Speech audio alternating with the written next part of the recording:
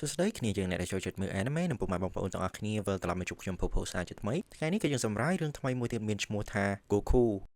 អាចជួយគ្រប់គ្រង Channel Popo តាមរយៈ QR Code នៅខាងមុខម៉ាស៊ីន PC របស់គ្នាយើងជួយ Channel មួយនេះបានច្រើនមែនតើហើយអរគុណច្រើនមែនតើទៅដល់អ្នកដែលជួយ Channel Popo កាលពីវីដេអូមុនជូនពរជោគជ័យរាល់ការងារនៅក្នុងឆ្នាំថ្មីនេះរឿងមួយនេះជា franchise មួយដែលល្បីយូរតាំងពីមកហើយវាមានច្រើនភាពមែនតើចឹងសង្ឃឹមថាគ្នាយើងនឹងតស៊ូជាមួយខ្ញុំរហូតដល់ចប់ទៅចោះកាលពីយូរឡុងណាស់មកហើយមានបរិសម្នាក់រស់នៅលើភ្នំឆ្ងាយពីទីក្រុងគាត់មានឈ្មោះថា Gohan គាត់បានចិញ្ចឹមក្មេងកំព្រាម្នាក់ឈ្មោះថា Goku បន្ទាប់ពីលោកតា Gohan បានបាត់បង់ជីវិតទៅ Goku រស់នៅម្នាក់ឯងនៅលើភ្នំនោះគាត់មានកម្លាំងខ្លាំងក្លាមែនតើដូចជាសត្វព្រៃអញ្ចឹង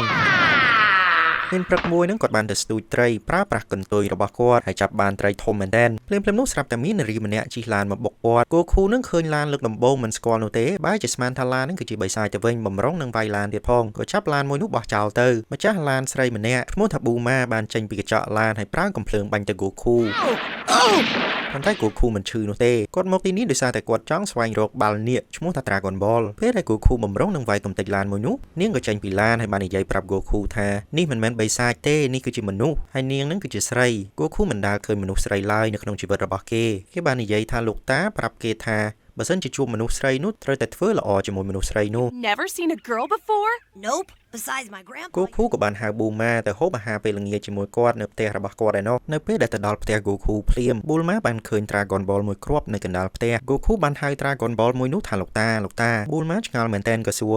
Goku មិនក៏ហៅ Dragon Ball ថាលោកតាទៅវិញ Goku ក៏ឆ្លើយតបទៅវិញថាមកពីលោកតាខ្ញុំនឹងមុននឹងគាត់ស្លាប់នឹងគាត់ទុកតែបាល់នឹងមួយដល់អញ្ចឹងទៅខ្ញុំក៏រកបាល់នឹងដូចជាលោកតារបស់ខ្ញុំអញ្ចឹងភ្លាមនោះ Dragon Ball ក៏វាស្រាប់តែភ្លឺ Goku នឹងគិតថាលោកតារបស់គេនឹងកំពុងតែឆ្លើយជាមួយគេតាមរយៈ Dragon Ball នឹងឯង Bulma ក៏និយាយថាមិនមែនទេតាមពិតទៅ Dragon Ball ទាំងអស់នោះវាមានប្រតិកម្មជាមួយនឹង Dragon Ball 2ទៀតនៅក្នុងខោប៉ៅរបស់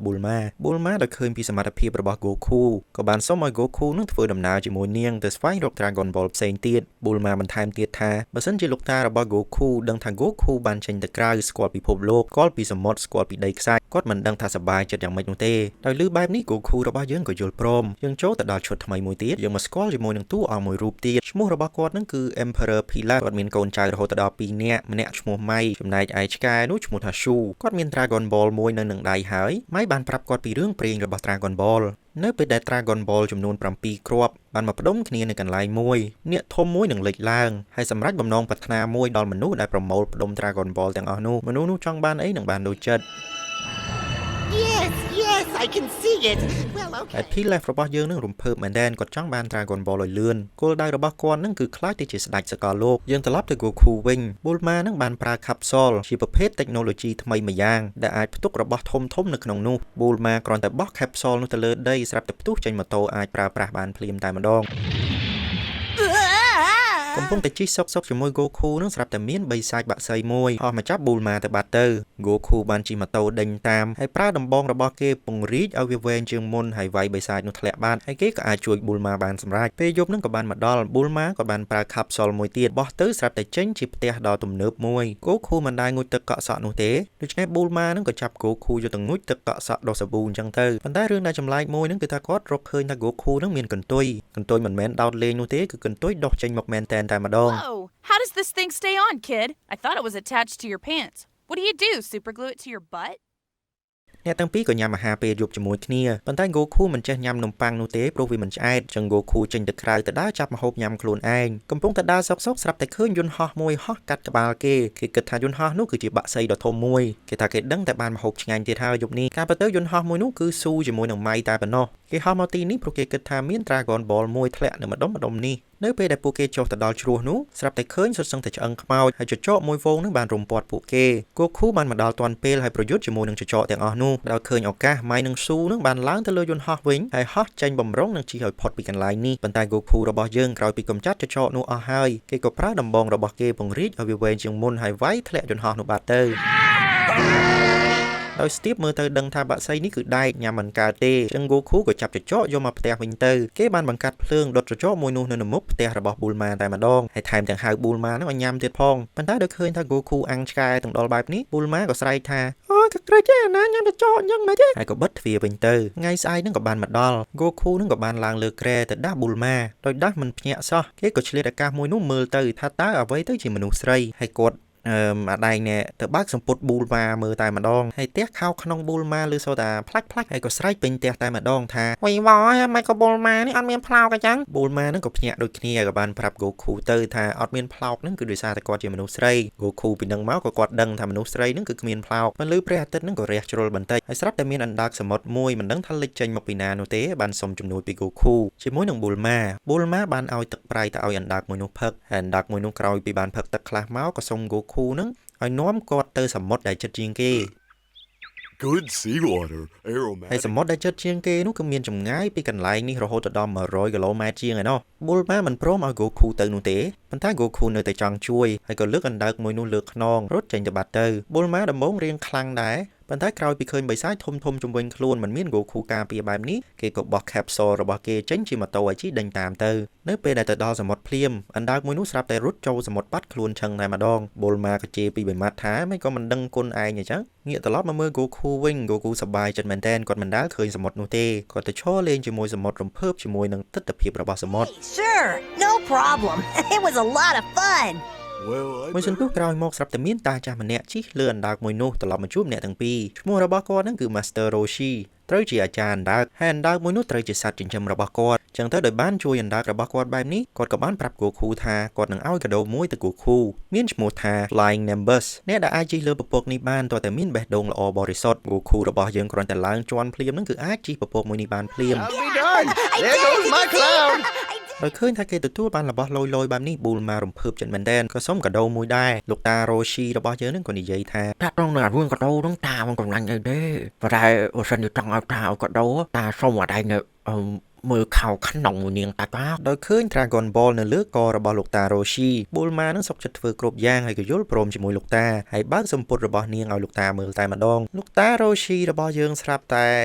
ែដល់កឲ្យតាឈាមច្រមុះឯណាគឺខ្លេចខ្លាក់ដល់ហើយតាប៊ូលម៉ារបស់យើងក៏ទទួលបាន Dragon Ball មួយទៀតទៅតា Roshi ក៏ត្រឡប់ទៅផ្ទះវិញហើយប៊ូលម៉ាជាមួយ Goku នឹងក៏ទៅផ្ទះរបស់គេដូចគ្នាពេលទៅដល់ផ្ទះភ្លាមប៊ូលម៉ារកឃើញថាខោក្នុងរបស់គេនឹងគឺនៅបន្ទប់គេឯនេះទៅវិញអញ្ចឹងនៅពេលដែលឲ្យតា Roshi មើលអំបញ្ញមិញនោះអាដៃណែមិនមែនឲ្យមើលខោក្នុងនោះទេគឺឲ្យមើលសាច់ពិតតែម្ដងហើយអ្នកដែលដោះខោចេញព្រឹកមិញនោះគឺ Goku នឹងឯងដោយសារតែគាត់ចង់ដឹងថា Bulma នឹងមានផ្លោកឬអត់ថ្ងៃស្អែកក៏បានមកដល់ Bulma បានធ្វើដំណើរទៅរក Dragon Ball មួយទៀតតាមរយៈ radar របស់គេពួកគេនឹងបានទៅដល់ភូមិមួយដែលមិនមានអ្នកភូមិនៅទីនោះទាល់តែសោះនៅពេលដែល Goku វាយទម្លុះចូលក្នុងផ្ទះមួយស្រាប់តែម្ចាស់ផ្ទះនឹងសំពង Goku តែម្ដងហើយដល់ឃើញថា Goku មិនមែនជាសត្រូវម្ចាស់ផ្ទះនោះក៏សុំទោសហើយបានរៀបរាប់ពីបញ្ហាដែលអ្នកភូមិទាំងអស់នេះជួបប្រទះព្រោះថាបច្ចុប្បន្ននេះភូមិមួយនេះមានបិសាចមួយយាយីវាតែងតែចូលក្នុងភូមិហើយចាប់កូនស្រីអ្នកភូមិយកទៅរហូតហើយឥឡូវនេះវាបំរុងទៅចាប់កូនស្រីរបស់លោកមេភូមិចឹងគាត់ភ័យមែនទែន Bulma នឹងក៏ឆ្លើយតបទៅវិញដោយមានភាពជឿជាក់ថាបិសាចនេះមានតើអស្ចារ្យគោខូវាយតិចនោះឆ្នេះឥឡូវហ្នឹងលោកយាយម្នាក់ហ្នឹងក៏បានបង្ហាញខ្លួនហើយគាត់បានប្រាប់ Bulma ថាគាត់មាន Dragon Ball មួយនៅជាប់ក្នុងដៃបើសិនជា Goku និង Bulma ពិតជាអាចកម្ចាត់បិសាចនោះបានមែនគាត់នឹងប្រគល់ Dragon Ball នេះឲ្យអ្នកទាំងពីរកម្រងការយកឈ្នះបិសាចមួយនោះគឺ Bulma នឹងឲ្យ Goku តែងខ្លួនជាស្រី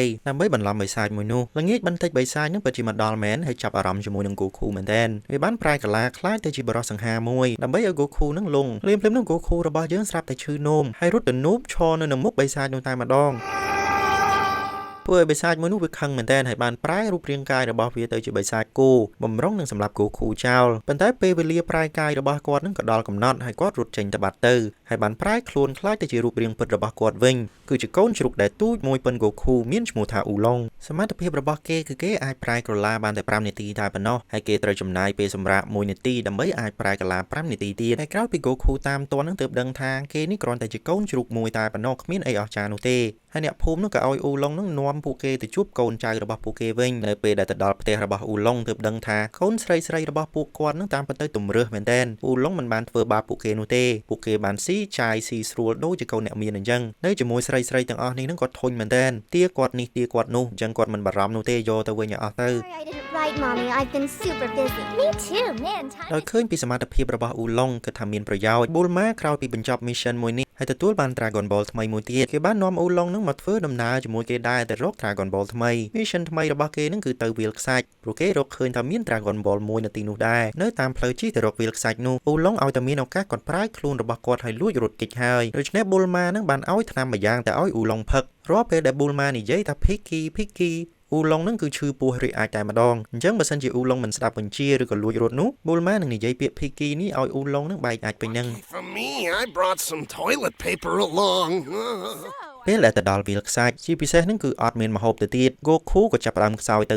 ដោយសារតែគាត់មិនមានអាហារញ៉ាំក្នុងស្ថានភាពចាប់យ៉ឺនបែបនេះពួកគេបែរជាធ្លាក់ចូលអន្ទាក់របស់ចៅមួយឈ្មោះថា Yamcha គេគឺជាចៅមួយដែលមានសមត្ថភាពខ្លាំងក្លាមែនទែនគេតែងតែលួចប្រាក់ឬក៏ខាប់សូលរបស់អ្នកដែលធ្វើដំណើរកាត់នេះ Yamcha ហ្នឹងមានដៃគូម្នាក់ឈ្មោះថា Per ដែលមានសមត្ថភាពអាចប្រែរូបរាងកាយដូចជាអ៊ូឡុងអញ្ចឹងប៉ុន្តែខ្លាំងជាងហើយអ៊ូឡុងជាមួយនឹងគេនេះគឺត្រូវជាមិត្តភក្តិដែលធ្លាប់ទៅរៀននៅសាលាដែលបង្រៀនក្បាច់ប្រែកាយនេះជាមួយគ្នាដោយឃើញថា Goku មិនចុះចាញ់ពួកគេទាំងពីរនាក់នេះក៏បានប្រយុទ្ធគ្នា Goku នឹងព្យាយាមទប់ទល់ជាមួយនឹង Yamcha ផងដែរប៉ុន្តែ Yamcha មានក្បាច់ពិសេសមួយមានឈ្មោះថា Wu Fang Fist ចេញដៃនឹងដូចជាកញ្ញាំឆ្កែចចអញ្ចឹងប្រយុទ្ធជាមួយនឹង Goku ធ្វើឲ្យ Goku នឹងមានបញ្ហា Goku របស់យើងអស់កម្លាំងទៅហើយដោយសារតែគាត់ឃ្លានពេកដូច្នេះគាត់មិនអាចវាយឈ្នះ Yamcha នោះទេស្រាប់តែ Bulma នឹងងើបពីដេកសម្លឹងទៅមុខរបស់គេ Yamcha មួយនេះគាត់អៀនមែនទែនប៉ុន្តែឲ្យតែឃើញស្រីស្អាតអាយុប្រហែលគាត់គឺគាត់ទន់ដៃទន់ជើងហើយមិនអាចប្រយុទ្ធបន្តទៀតហើយក៏លួចរត់បាត់ទៅ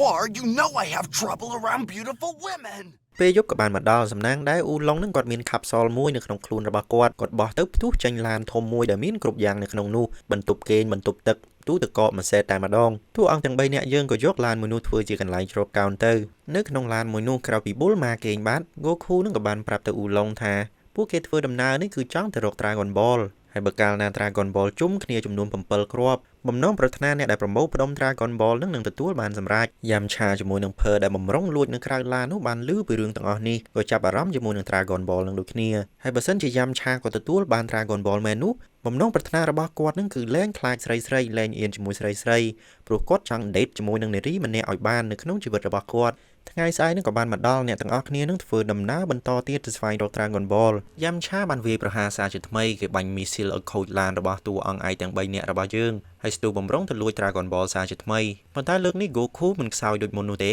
គេបានញ៉ាំបាយទាល់តែឆ្អែតតែម្ដង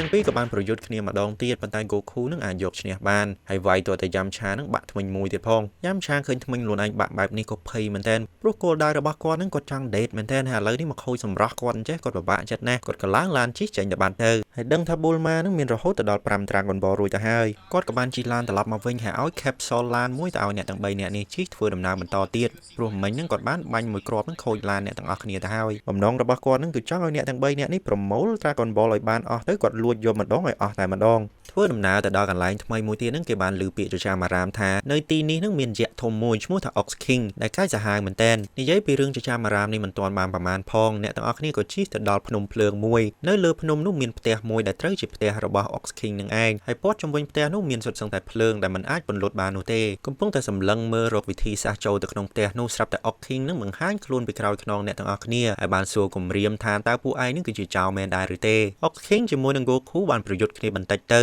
ប៉ុន្តែក្រោយពីប្រយុទ្ធគ្នាមួយសន្ទុះ Ox King នឹងបានឃើញដំបងរបស់ Goku ឲ្យស្គាល់តែម្ដងហើយសួរ Goku ថាតើឯងបានដំបងមួយនេះមកពីណា Goku ថាគេនឹងទទួលបានដំបងមួយនេះពីលោកតារបស់គេឈ្មោះថា Gohan រឿងចៃដន្យមួយក៏បានកើតឡើង Gohan នេះតាមពិតទៅត្រូវជាសិស្សច្បងរបស់ Ox King នឹងឯងពួកគេរៀនក្រោមគ្រូតែមួយគ្រូរបស់គេគឺលោកតា Roshi ហើយក្រោយពីស្គាល់ខ្សែស្រឡាយគ្នាបែបនេះ Ox King នេះក៏ទៅជា slot វិញហើយរាប់អាន Goku នឹងដូចជាក្មួយខ្លួនឯងអញ្ចឹង The good old days. There's something important I want to ask of Goku you. បានសួរទៅកាន់ Ox King ថាតើមានស្គាល់ Dragon Ball ឬអត់ហើយគេក៏បានបង្ហាញ Dragon Ball នេះទៅឲ្យ Ox King មើល Ox King ក៏ប្រាប់ថាគាត់មាននៅក្នុងផ្ទះរបស់គាត់ប៉ុន្តែវាមិនអាចចូលយកបាននោះទេដោយសារតែភ្លើងមួយនេះគឺជាភ្លើង Magic ចឹងយកទឹកទៅបន្លត់ហើយចូលទៅក្នុងផ្ទះរបស់គាត់ក៏មិនកើតដែរសូម្បីតែគាត់ខ្លួនឯងនឹងមិនអាចចូលផងអញ្ចឹងបើសិនជាចង់បាននោះ Goku នឹងត្រូវតែទៅរកលោកម្ចាស់ Roshi ហើយទៅខ្ចីផ្លិតទឹករបស់គាត់មកផ្លិតទឹករបស់គាត់នឹងមានឈ្មោះថា Bencho Fan តែមុននឹងទៅរកលោកគ្រូ Roshi Ox King នឹងសុំឲ្យ Goku នឹងទៅរកកូនរបស់គាត់ផងឈ្មោះថា Chi កូនគាត់នឹងចេញទៅរកលោកគ្រូ Roshi ប៉ុន្តែឥឡូវនឹងមិនដឹងយ៉ាងម៉េចនោះទេគាត់បារម្ភមែនទែន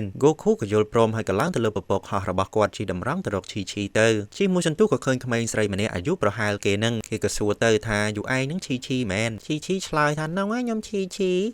គ្រាន់តែឃើញ Goku ភ្លាមស្រាប់តែអៀនទៅមករហូតតែម្ដងមានអារម្មណ៍ដូចជាស្រឡាញ់ Goku យ៉ាងម៉េចមិនដឹងនោះទេ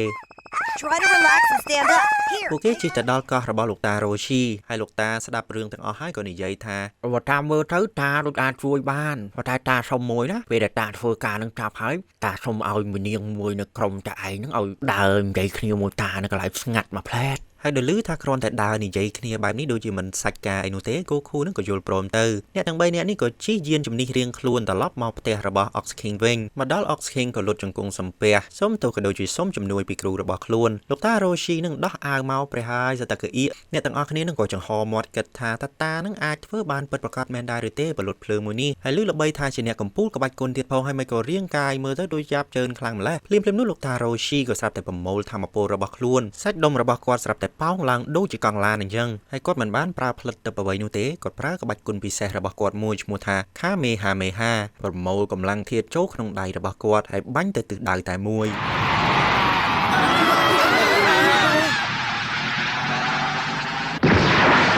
គ្រាន់តែបាញ់ចប់ភ្លាមភ្លើងនឹងវាពិតជាបាត់ពិតប្រាកដមែនប៉ុន្តែផ្ទះរបស់ Ox King នឹងក៏បាត់ទៅតាមនឹងដូចគ្នាគាត់បាញ់ទៅគឺខ្ទេចទាំងភ្នំតែម្ដងតែ Roshi នោះដូចយ៉ាត់ដល់ហើយ Ox King នឹងគាត់មិនប្រកាន់អីទេគាត់ថាផ្ទះគាត់អាចសង់បានសំខាន់គឺគាត់ឆ្លាញ់ទីតាំងមួយនេះអញ្ចឹងក្រោយពីបាត់ភ្លើងនេះជីវិតគាត់នឹងប្រសើរជាងមុនគូខូសួរទៅលោកតាថាតើក្បាច់អំបញ្ញមិញនោះក្បាច់អីគេគាត់ចង់រៀនមែនតើលោកតាឆ្លើយថាក្បាច់មួយនេះបើសិនជាគូខូចង់ហាត់នោះយ៉ាងហោចណាស់ក៏ចំណាយពេល50ឆ្នាំដែរព្រាមនោះគូខូក៏ស្រាប់តែបញ្ចេញក្បាច់នោះនៅនឹងមុខលោកតាតែម្ដងបាញ់ទៅឡានផ្ទុះឡានខ្ទេចលោកតាយើងក៏ចំហមាត់សួរពីប្រវត្តិ Goku ទៅកាន់ Ox King បន្តិចទៅ Ox King នឹងក៏ឆ្លើយថា Goku នឹងត្រូវជាចៅរបស់ Gohan សិស្សរបស់លោកគ្រូ Roshi នឹងឯងលោកតា Roshi ក៏ឆ្លើយថាអូត្រង់ទៅហើយត្រង់បានវារៀនឆាប់ចេះម្ល៉េះយើងត្រឡប់ទៅមើល Bulma វិញ Bulma ខិតខំកាយដីកាយស្មៅមែនតើដើម្បីទៅរក Dragon Ball ដែលកប់ក្រោមផ្ទះរបស់ Ox King នឹងឯងទីបំផុតគេអាចរកឃើញមែនប៉ុន្តែត្រូវបានកវ៉ែលដោយលោកតា Roshi នឹងលោកតា Roshi ក៏បានកេះ Goku បន្តិចថា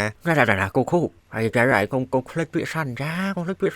Goku ក៏ទៅរៀបរាប់រឿងគ្រប់យ៉ាងទៅឲ្យ Bulma ដឹងហើយ Bulma នឹងក៏យល់ព្រមទៅប៉ុន្តែលើកនេះគាត់មានវិធីសាស្ត្ររបស់គាត់បានឲ្យអ៊ូឡុងនឹងប្រែកាឡាទៅជារូបរាងរបស់គាត់ហើយបោកតា Roshi នឹងហើយអ៊ូឡុងដោយសារតែត្រូវបានគេប្រើប្រាស់បែបនេះគាត់ខឹងមែនទែនគាត់ថាបើជ្រុលប្រើគាត់ទៅហើយគាត់នឹងលេងឲ្យខ្មាស់គេម្ដងគាត់ប្រែកាឡាទៅជារូបរាងរបស់ Bulma ហើយស្រាប់តែបើកចំណុចកន្លែងសម្ងាត់ជាច្រើននឹងទៅឲ្យតា Roshi មើលទាំងអស់តែម្ដងហើយតារបស់យើងនឹងគឺធៀមចំអស់ទេដែរតាក្រោយពីរឿងទាំងអស់នេះចប់ Ox King នឹងក៏បានឲ្យឡានថ្មីមួយទៀតទៅកាន់អ្នកទាំងអស់គ្នាហើយពួកគេបានធ្វើដំណើរទៅរក Dragon Ball បន្តទៀតហើយភាពមួយនេះយើងស្លេះត្រឹមតែប៉ុណ្្នឹងសិនចុះអរគុណគ្នាយើងដែលបានតាមដានទស្សនាមុននឹងចប់ខ្ញុំមានរឿងខ្លះប្រាប់គ្នាយើងបន្តិចដែរគឺ Gripost គឺជាស្ថាប័នព័ត៌មាននៅស្រុកខ្មែរដែលបង្កើតព័ត៌មានគុណភាពជារៀងរាល់ថ្ងៃជាភាសាខ្មែរនិងអង់គ្លេសជាពិសេសនោះ Gripost បានបង្កើតនៅព័ត៌មានវីដេអូឯកសារដែលមានគុណភាពជាច្រើនចឹងបើសិនជាគ្នាយើងណាដែលចូលចិត្តមើលព័ត៌មានក្នុងទម្រង់ជាវីដេអូនោះអាចចូលទៅមើល Gripost បានតាមរយៈ link នៅក្នុង description នៅខាងក្រោមហើយគ្នាយើងជួយទៅ subscribe ម្នាក់មួយផងអរគុណច្រើនបាយបាយ